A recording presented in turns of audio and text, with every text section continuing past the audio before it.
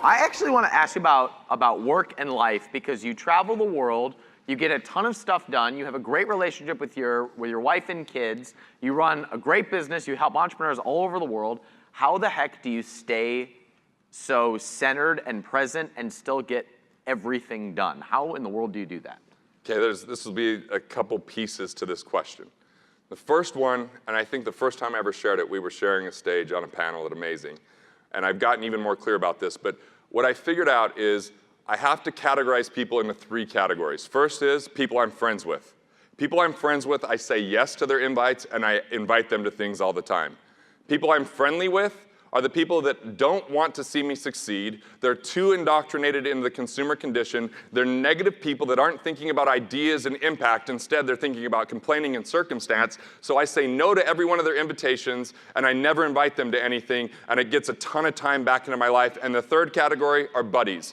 Buddies are people I like, but I'd never do business with. And by not doing business with them, I save a lot of time because I usually end up holding the bag on that. The second thing is business habits and rhythms and personal habits and rhythms. Every day at the end of the day, I look at my calendar, I say, does my calendar reflect the man that I want to be?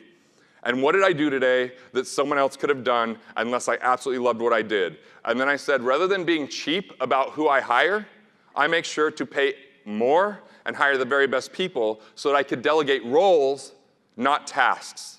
Tasks enslave you. Roles free you up. Because if you can count on someone and hand it to them and they can do it, then you can go to Italy for 2 months and still have your company run and only work for 5 half days.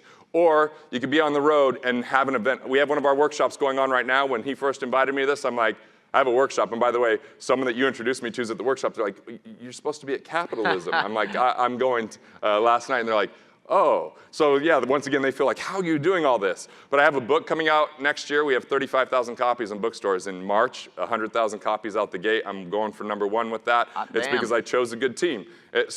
And I've just gotten more selective. I do 5 things really great, and then I say no to a ton of stuff. I say no to a lot of opportunity because we always get these distractions as entrepreneurs that are gift wrapped in something that looks like opportunity. And I've gotten really clear to listen to my wife because her intuition tells me when it's bullshit.